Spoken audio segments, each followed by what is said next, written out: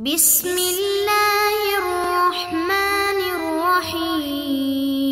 السلام علیکم ورحمۃ اللہ وبرکاتہ۔ معزز طلباء کرام، آپ سب کیسے ہیں؟ آج ہم کتاب ہدایہ رابع میں سبق نمبر 155 کو پڑھ رہے ہیں۔ ہمارے آج کے سبق کا عنوان رب الارض کے ورثاء کو 3 خیارات اور بسر کی کچھ تفصیل، یہ ہمارے گزشتہ سبق کا حصہ دوم ہے۔ آئیے اپنے سبق کو مکمل کرتے ہیں۔ آگے دوسری صورت بیان کر رہے ہیں کہ اگر موت رب الارض کی نہیں ہوتی، موت واقعہ ہوتی ہے عامل کی، وَلَوْ مَاتَ الْعَامِلُ فَلِوَرَثَتِهِ أَنْ يَقُومُوا عَلَيْهِ، تو اب عامل کے ورثاء کو بھی اختیار ہوتا ہے کہ وہ اپنے مورث کے انتقال کے بعد باغ کی دیکھ بھال کریں۔ وَإِنْ كَرِهَ رَبُّ الْأَرْضِ، اگرچہ زمین کا مالک احمد اس کو یہ بات ناگوار گزر رہی ہے کہ ان کا باپ تو تجربہ کار تھا، وہ تو اچھی دیکھ بھال کرتا تھا، یہ لڑکے ہیں، پتہ نہیں یہ باغ کو اجاڑ ہی نہ دیں، نقصان ہی نہ کر دیں۔ لیکن چونکہ ایک معاہدہ ہوا ہے، تو اگر عامل کے ورثاء اس معاملے کو مزید آگے بڑھانا چاہیں اور رب الارض کو آ کر کہیں کہ ہم اپنے والد کی جگہ پہ کام کریں گے، آپ اس معاہدے کو ختم نہ کریں، تو اس معاملے کو چلائیں گے۔ لِأَنَّ فِيهِ النَّظْرَ مِنَ الْجَانِبَيْنِ، کیونکہ اس میں جانبین ان کا فائدہ ہے۔ فَإِنْ أَرَادُوا أَنْ يَسْرِمُوهُ بُسْرًا، اب اگر یہاں اس عامل کے ورثاء آ کر کہتے ہیں کہ ہم تو کام نہیں کر سکتے، ہم ابھی ہی کچی کھجور کاٹ لیتے ہیں، ابھی کاٹتے ہیں، جو ہمارے باپ کا حصہ بنتا ہے آپ ہمیں دے دیں، ابھی اس کی کٹائی کرتے ہیں۔ اب دوبارہ یہاں پہ صاحب ارض ان کو 3 اختیار ملیں گے، وہی اختیار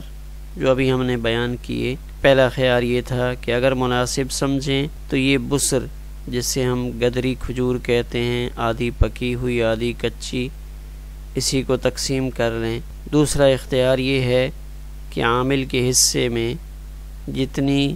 گدری کھجور آتی ہے اس کی قیمت دے دیں اور کھجور ساری اپنے پاس رکھ لیں، جیسے پیچھے ابھی ذکر ہوا تھا کہ اس کا حصہ اگر 50,000 بنتا ہے تو اس کو دے دیں، باقی کھجور اپنے پاس رکھ لیں۔ اور تیسرا اختیار یہ ہے کہ اس کھجور کو فی الحال کاٹیں نہیں، اس کھجور پر خرچ کرتے رہیں، یعنی جو رب الارض ہے وہ اس کھجور پہ خرچ کرتا رہے۔ تو ظاہر ہے اب یہ خرچہ دونوں پر ہے، تو جتنا خرچ عامل کے حصے میں آئے، تو جب کھجور تیار ہو جائے گی تو عامل کے حصے میں جتنی کھجور آتی تھی اس کھجور سے وہ اپنا خرچہ کاٹ لے۔ اب تیسری صورت ہے وَإِن مَاتَ جَمِيعًا، اگر بحکم الہی دونوں کا انتقال ہو جاتا ہے، رب الارض کا انتقال بھی ہو گیا اور جو عامل ہے اس کا بھی انتقال ہو گیا، دونوں کی موت واقعہ ہو گئی، تو فَالْخِيَارُ لِوَرَثَةِ الْعَامِلِ، تو اب یہاں کس کا اختیار راجح ہے؟ کہتے ہیں فَالْخِيَارُ لِوَرَثَةِ الْعَامِلِ، جو عامل تھا اس کے ورثاء کو خیار ملے گا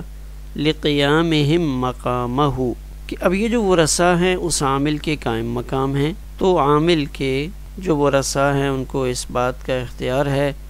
کہ وہ اس معاملے کو آگے چلائیں۔ تو دونوں اختیار عامل کے ورثاء کو ہیں، وہ کام کرنا چاہتے ہیں تو کریں، نہیں کرنا چاہتے تو نہ کریں۔ وَهَذَا خِلَافُهُ فِي حَقٍّ مَالِيٍّ، تو اب یہاں ایک سوال پیدا ہوتا ہے، ایک اعتراض لاحق ہوتا ہے۔ وہ سوال یہ ہے کہ آپ ہر جگہ یہ فرماتے ہیں کہ خیار چونکہ عرض ہے، خیار وہ تو ایک عرض ہے، اور جو عرض ہوتا ہے وہ عرض انتقال کو قبول نہیں کرتا۔ انتقال تو کوئی جسم والی شے ہوتی ہے، عرض ہے اس کا انتقال ہم کیسے کریں گے؟ تو جب عرض انتقال کو قبول نہیں کرتا، نہ ہی اس میں وراثت چلتی ہے، تو یہاں اس مسئلہ میں پھر عامل کے اختیار کو ورثاء کی طرف کیسے منتقل کرتے ہیں؟ تو یہ یہاں سوال ہے کہ جب متعاقدین ان کا انتقال ہو گیا تو اس عقد کو، اس معاملے کو ختم کر دینا چاہیے، لیکن اس اختیار کو آگے منتقل کیا جاتا ہے۔ تو یہاں سے ھذا خلافہ فی حق مالی سے اس کا جواب دے رہے ہیں کہ یہاں جو عامل تھا اس کے ورثاء کو جو خیار حاصل ہو رہا ہے یہ وراثت میں ملا ہوا اختیار نہیں ہے، بلکہ یہ ایک مالی حق ہے، وہ مالی حق کیا ہے؟ وہ اصل میں جو مال ہوتا ہے اس پہلو سے وارث مورث کے قائم مقام ہوا کرتا ہے، وارث مورث کا خلیفہ نائب ہوتا ہے۔ وہ کیسے کہ جو ترکے کے حالات ہیں وہاں جو وراثت تقسیم ہوتی ہے تو وہ احوال اس کے شاہد ہیں کہ جو اس مرنے والے کا وارث ہوتا ہے وہ اس کی جگہ پہ اس کے کام سر انجام دیتا ہے، لین دین ہے وہ ان کو نمٹاتا ہے، وصیت ہے اس کو پورا کرتا ہے۔ تو اصل میں یہ خیار اصل میں مالی حق ہے، اور مالی معاملات میں جو وارث ہوتا ہے وہ مرنے والے کا قائم مقام ہوتا ہے، یعنی حق مالی میں اس کا خیار چلتا رہتا ہے۔ اور یہاں حق مالی وہ کیا ہے؟ وہ درختوں پر پھل چھوڑ دینا ہے۔ کب تک؟ الی وقت الادراک، جب تک پھل تیار نہیں ہوتے، 1 مہینہ لگتا ہے یا مہینے سے کچھ زیادہ دن لگتے ہیں، جتنا بھی وقت لگتا ہے، بہرحال یہاں پہ ان پھلوں کو درختوں پر چھوڑنے کا اختیار ہوگا۔ لا ان یکون وارثہ فی الخیار، ایسا نہیں ہے کہ ان یکون وارثہ فی الخیار کہ خیار میں وہ اس کا وارث بنتا ہے۔ یہ نہیں ہم کہہ رہے کہ خیار منتقل ہو جاتا ہے، کہ جو خیار تھا وہ خیار اب عامل سے اس کے ورثاء کی طرف چلا جاتا ہے، ایسا نہیں ہوتا۔ تو بہرحال جب ورثاء کے لیے اختیار ثابت ہو گیا تو اگر وہ اس اختیار کو استعمال کرنا چاہیں تو بہت اچھی بات ہے، اگر وہ انکار کر دیں تو اس صورت میں جو زمین کا مالک ہے اس کے جو ورثاء ہیں ان کو یہی اختیار ملے گا، کیونکہ اب دونوں کا فائدہ تو اسی میں ہے کہ اس پیداوار کو باقی رکھیں، اس باغ کے پھل کو پکنے دیں، کچا نہ کاٹیں، کیونکہ اگر پھل تیار ہو جائے گا پھر اس کو بیچیں گے تو اس کی قیمت بہت زیادہ ہوگی، اور اگر ابھی سے اس معاملے کو ختم کرتے ہیں اور کچے پھل بیچتے ہیں تو اس سے تو الٹا نقصان ہوگا، کچھ خاص نفع کی توقع نہیں کی جا سکتی۔ فَإِنْ أَبَى وَرَثَةُ الْعَامِلِ، پس اگر عامل کے ورثاء اس بات سے انکار کر دیں کہ ہم تو کام نہیں کریں گے، یقوم علیہ، ہم سے دیکھ بھال نہیں ہوتی، ہمارے ابا تو محنتی آدمی تھے، ہم آزاد خیال لوگ ہیں، ہم محنت مشقت کے عادی نہیں ہیں، یہ باغوں میں کام کرنا، پھلوں کی دیکھ بھال کرنا ہمارے بس کی بات نہیں ہے، تو کان الخیار فی ذلک لورثۃ رب الارض علی ما وصفنا، تو یہاں پھر وہی خیار رب الارض کے ورثاء کی طرف چلا جائے گا، انہی 3 قسموں کے اعتبار سے جن کا تذکرہ ہم نے ابھی کیا۔ آخر میں ایک نظر اپنے آج کے سبق کے خلاصے پر ڈالتے ہیں۔ رب الارض کی موت کے بعد اگر عامل خود ہی عقد کو ختم کرے تو اس کو ختم نہیں کرنے دیں گے، بلکہ اختیارات رب الارض کے ورثاء کی طرف منتقل کر دیں گے، کہ اگر وہ اپنا نقصان کرنا چاہتا ہے تو یہ صرف اس کا نقصان نہیں ہے بلکہ جو زمین کا مالک ہے، باغ کا مالک ہے، اس کا نقصان ہے۔ تو اب یہ نقصان کرنا چاہتا، اس کا اپنا اکیلا نقصان ہوتا تو ٹھیک ہے، لیکن اب تو یہاں باغ کے مالک کا نقصان ہے، لہٰذا اس کو ایسا نہیں کرنے دیں گے، یعنی نصف پکی اور نصف کچی کھجور نہیں کاٹنے دیں گے، اور 3 قسم کے خیارات وہ رب الارض کے ورثاء کی طرف منتقل کر دیں گے۔ اب ورثاء کو 3 اختیارات ہوں گے، کون سے؟ پہلا خیار یہ ہوگا کہ نصف پکی ہوئی کھجور کو شرط کے مطابق تقسیم کر دیں، کہ چلیں اگر عامل چاہتا ہے کہ آج ہی کچی پکی کاٹ لیں تو ٹھیک ہے، کاٹ لیں اور تقسیم کر دیں۔ دوسرا، عامل کے حصے میں جو نصف پکی کھجور آتی ہے اس کی قیمت دے دیں، کہ ابھی کھجور کی قیمت لگوائی جائے تو اس میں سے آدھی کھجور کی قیمت مثلا 1,00,000 روپیہ بنتی ہے نصف کھجور کی، مثلا ماہرین یہ کہتے ہیں کہ اس وقت جو پھل کھڑا ہوا ہے یہ 100 من ہے، تو اب 50 من چونکہ جو عامل ہے اس کے حصے کا ہے، لہذا 50 من کی قیمت اس کو ابھی سے دے دیں گے۔ تیسرا اختیار یہ ملتا ہے کہ نصف پکی ہوئی کھجور پر جو رب العرض کے وارث ہیں وہ خرچ کرتے رہیں، مزید 1 مہینہ ان کھجوروں کو پکنے اور بڑھنے دیں۔ اب جب یہ کھجور تیار ہو جائے گی تو اصل میں تو چونکہ نصف طے شدہ تھا اور آدھی پیداوار وہ عامل کے حصے میں جانے والی ہے، تو اس 1 مہینے میں جو خرچہ ہوا ہے وہ خرچہ آدھا ہو جائے گا۔ مثلا 1,00,000 اگر خرچ ہوا ہے تو 50,000 خرچ عامل کے حصے میں آتا ہے،